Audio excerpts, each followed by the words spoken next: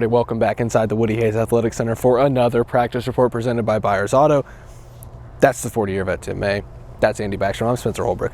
Fellas, let's get into it. I was planning on talking in this video a lot about the Ohio State defense, and then we come out here and we really didn't talk to many defenders. We talked to Pali Neote for, I think, a good 3 minutes, then a little bit to Ronnie Hickman. Not really much to report on the defense, and the defense kind of, after further review, kind of played well on Saturday. So not a lot defensively to talk about, but there's still some takeaways after hearing from some Buckeyes. Tim, biggest takeaway after hearing from them inside the Woody Hayes Athletic Center on Wednesday? That C.J. Stroud understands the impact he had by running the ball. I think it was obvious to him probably on Saturday, but even more so, like I pointed out to him, the odds makers suddenly, he's back leading at least the odds maker list for the Heisman Trophy race over Hendon Hooker at this point. Now those are odds makers; those aren't voters in the Heisman like I do. I vote in the Heisman. I've got to keep that ballot a secret. You know, you're supposed to. But then I saw some experts who didn't even. One expert didn't even have him in his top 5 this week, and I'm just going, "What in the hell?" That was my exact quote to myself. You know, like Ryan Day had those voices going on in his head. I have voices going on in my head all the time, and but that he understands the impact that had, and moving forward, what it can mean for this offense from the standpoint of, hey, you better keep in mind this quarterback can run along with Mayan Williams, or if he shows up this week, Travion Henderson, or Dallin Hayden.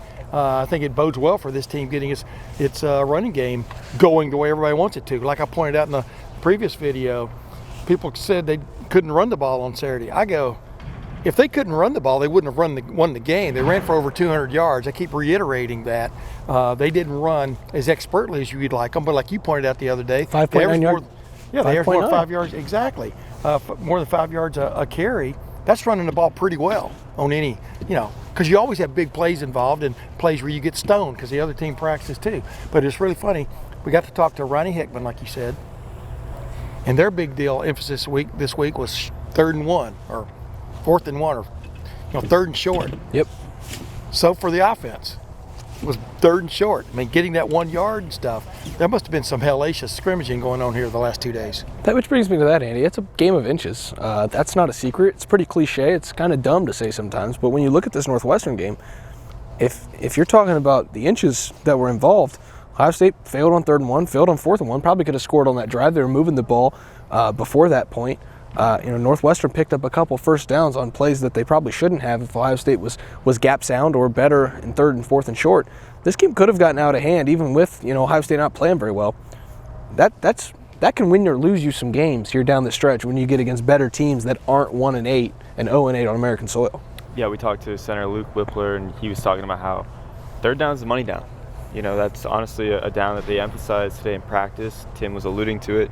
They had 3 separate short yardage situations, periods, in practice today. So that's being emphasized. That's the big thing this week for both the offense and the defense, but more specifically the offense because they want to get more of that push and convert on those 3rd and shorts, especially running the ball. So that's something that he talked about, but he's confident in that group. He's been one of their best run blockers this year at center. I know some of those interior guard positions are more of the focus right now. But, yeah, certainly want to get better in those short yardage situations and just, really play well offensively, get back on track against Indiana. They have an opportunity. It will be a little bit colder, but they're not going to face the same kind of wind. It's a chance to score a lot of points and get people feeling right about this offense. Let me ask you a question, though. It's really funny because you practice, like you got to fix that, right? But really, in reality, you don't ever want to face 3rd and 1. Yeah. I mean, this team is through the last many years has had so many drives that didn't have 3rd downs in them. You understand what I'm saying? Yeah, but Andy, better 3rd and 1 than 3rd and 7. Oh yeah, exactly. It's really funny what you practice so hard for something you hope you never even have to do. It's kind of like when Woody Hayes and them, Cornelius Green, they used to throw the ball all over the place in practices and throw like 7 passes on Saturday. So go ahead, I'm sorry. All of this, both sides of the ball, ties into what I wrote about LettermenRow.com earlier on Wednesday. It's toughness. If you want that yard against Northwestern, you're going to need that yard against Michigan. You're going to need that yard even against Indiana or a team in the Big Ten Championship game in the college football playoff. that's about toughness. That's an attitude thing. We talked about attitude a little bit. One of us did. I can't remember who. I did. Now that there are three of us talking about attitude, it's an attitude thing. It's a toughness thing. Are the Buckeyes tough enough? Ryan Day was asked that. These guys weren't asked that, but I think I'd know the answer if they were.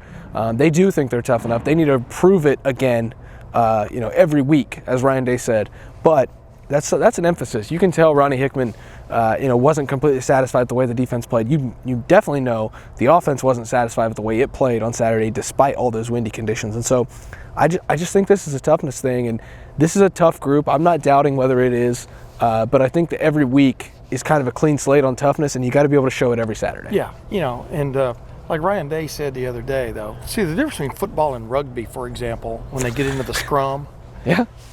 You are required to get into the scrum and go against each other. Football's not like that. Football's about guys. He's lined up in front of you, and suddenly he's lining up in front of the right guard, and suddenly he's shooting into the center or shooting into that gap. I mean, he's trying to get across the line of scrimmage, not just you and him line up and I'm the toughest man wins. It's more, you've got to be as technically sound as you are tough sound. And that's where I think they've fallen short a few times this year. When you just go back and watch the way the offensive line plays, pass pro, I don't think there's a team better than Ohio State in the country right now, in the college ranks. But running wise, it's all about technique and stuff too. You've got to beat the guy to where he's going, because you never know where that defender's really going. Yeah. And one defender can make penetration and either make the play or force a play out or force a play not to go where it's intended, and that screws up the whole ball of wax. That's where this team is, in my opinion, in a lot of situations has been lax. That's what they're working on this week, is just the ability of firing out but reacting also to what the defense is doing, and that's tough, man. If you haven't noticed, It's kind of like hitting a fly, If you haven't noticed, these are very, very little things. The difference, they add up. and they do add up. But what I'm saying is, the margin for error for the margin for error for this team right now is very large because of the opponents. Northwestern, it was massive. I mean, there were so many errors in that game, and almost a comedy of errors, and they still were able to win by double digits on the road in bad environment. Against Indiana, the margins are pretty wide. But that doesn't mean that you can go out there and miss blocks and drop passes and let up a first quarter touchdown that gives momentum to an overmatched opponent that doesn't need momentum. Correct. These are all things that, yes, very little things that don't need to add up for a team that has the talent level of Ohio State. And I'm not saying anything new, but these little things have added up. They added up against Penn State until the second half when you started to see them pull away. They added up against Northwestern. I think they got kind of lucky that they were playing Northwestern the way they played on Saturday. Those little things, that's what needs corrected this week against Indiana. I think in this kind of game, if you're Ohio State, you want to win the coin toss. You want to take that ball first and score a touchdown and set the tone, and just kind of put that last game in the rearview mirror, because that says a lot about, you talk about getting out on the right foot and then just getting that offense back on track, because, style points don't matter all that much in terms of win-losses, but they do matter in what the committee's looking at. And yes, okay, they took into consideration the weather this week, but they won't really weigh, again, if Ohio State loses or beats Indiana by only a couple touchdowns or something like that, they're not going to see that in the same light. Something is wrong. Yeah, they're not going to give them the same pass of being, oh, there was weather, oh, whatever. And Ohio State's honestly fortunate that 3 teams in the top 10 lost. It's not like that happens every single week. So, style points don't matter in terms of staying undefeated, but they do matter in what the committee's seeing, and at this point in the season, that really does matter. So I think you got to start fast, and you got to score a lot of points just to get right. Yeah, like I said yesterday, this team looked a lot different at 3:30 last Saturday than it did at 12:30 the next morning, from the standpoint of what happened after Ohio State played. I don't know if upsets are the right word, but just what happened in the college landscape. And you're right, but those are the days. You still go back to this one tenet, and even C.J. Stroud was talking about this tonight. You got to win the game. Worry about the reviews later. Win the game, and then move on and fix what you can fix. And the thing about it is, you go back. This is what's weird. You go back. You're never gonna. These guys may never ever play at a 30 to 50 mile an hour wind again. No. So there are certain things you take from that game, and certain things you don't even worry about.